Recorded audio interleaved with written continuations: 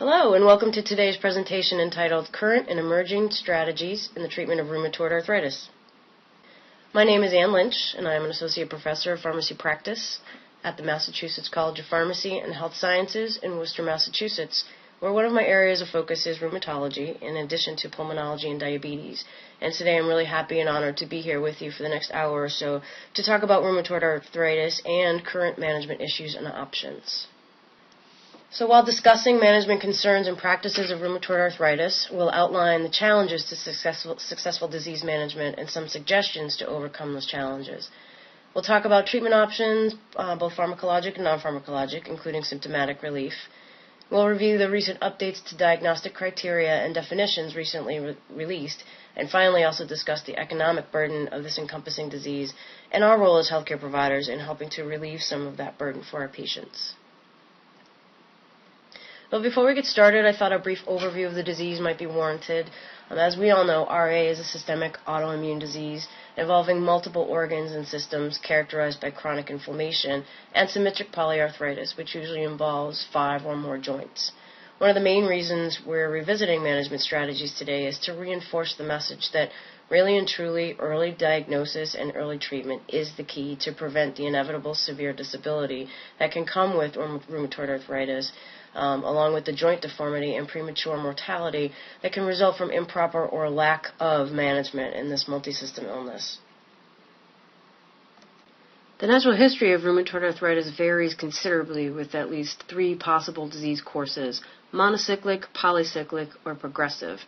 Monocyclic is characterized as one episode which ends within 2 to 5 years of initial diagnosis and doesn't reoccur. Polycyclic is characterized as fluctuating levels of disease activity over the course of the disease, and progressive rheumatoid is rheumatoid arthritis that continues to increase in severity and is unremitting, regardless of treatments or interventions that are provided. Radiographic erosion occurs at the fastest rate usually in the first year of disease, so therefore within the first year of disease, close monitoring is warranted and highly recommended. Studies have shown that if patients are diagnosed and treated early, there is the potential to induce remission in as many as 75% of patients diagnosed with rheumatoid arthritis within their first 5 years. While remission is always our ideal goal, in the treatment of rheumatoid arthritis, it may not be possible to obtain. We will talk shortly about the new definition of remission and necessary criteria that must be satisfied to be considered as having achieved rheumatoid remission. And eventually, rheumatoid arthritis progresses to involve many organ systems and development of comorbid complications. In the following few slides, we'll talk about what those most common comorbid complications are. The 4 most common comorbidities among people with rheumatoid arthritis that develop are cardiovascular disease, in particular ischemic heart disease, infections, which is most commonly tuberculosis, mental health conditions, and malignancies. Cardiovascular disease, being the most prevalent, is common among people with rheumatoid arthritis, but we're really not sure whether the risk of cardiovascular disease precedes the disease onset or results from the condition itself. People with RA have greater evidence of subclinical atherosclerotic disease and risk of silent MI. It's unknown whether the increase in mortality from cardiovascular disease is due to the disease itself, their risk factor profile, the effects of the drugs used to treat the condition, or a combination of all of those factors.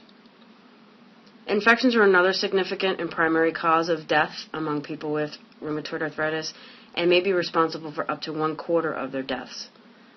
It's unclear whether the increased susceptibility from immunosuppression is due to their intrinsic immune dysfunction, the effects of the drugs used to treat it, or both for that matter.